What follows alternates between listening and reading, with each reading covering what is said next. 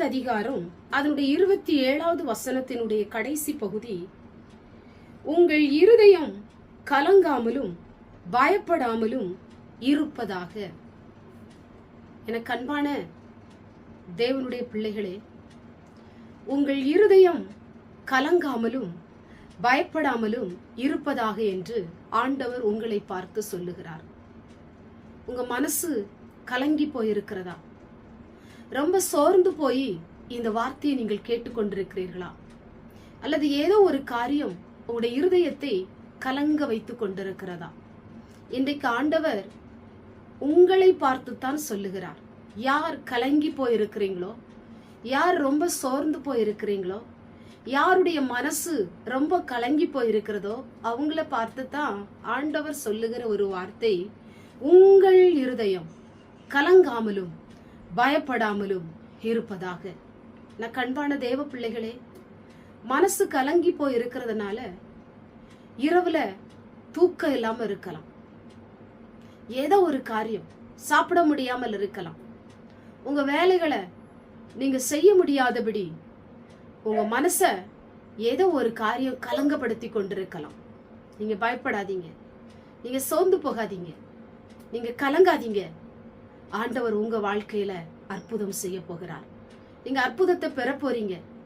கலங்கி போன உங்க ஆத்மாவில ஒரு அற்புதம் நடக்க போகுது. கர்த்தர் உங்களுக்கு செய்ய போகுது.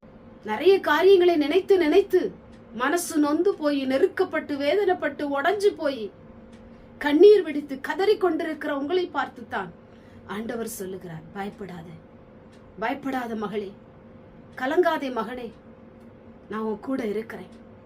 நான் உனக்கு ஒரு அற்புதத்தை செய்வேன்.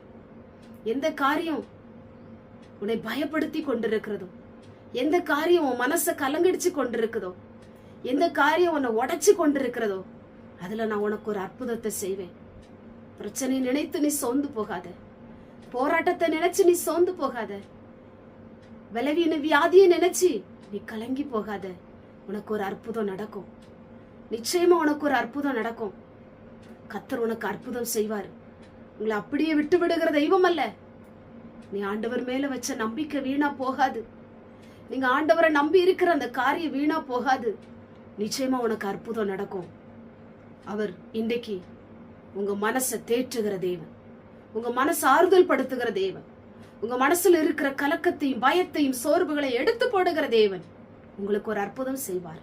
சோர்ந்து போகாதீங்க, நம்பிக்கையோடு இருங்க. நிச்சயமா உங்களுக்கு அற்புதம் நடக்கும். கண்களை மூடி ஜெபம் பண்ணுவோம். எங்கள் பரிசுத்தமுள்ள நல்ல பிதாவை, கேட்டதான வசனத்தின் மூலமாய் ஆண்டவரே, இருதயம் கலங்கி போய் சோர்ந்து போய் இந்த வார்த்தையை கேட்டுக்கொண்டிருக்கிற உடைய பிள்ளைகளுக்கு அற்புதம் செய்ய போகிற நல்ல தெய்வக்காய் ஸ்தோத்திரம். ஆண்டவரே, உடைய பிள்ளைகள் அற்புதத்தை பெற்றுக்கொள்ள போவதற்காய் ஸ்தோத்திரம். ஒவ்வொருவருக்கும் அற்புதம் நடக்கட்டும்.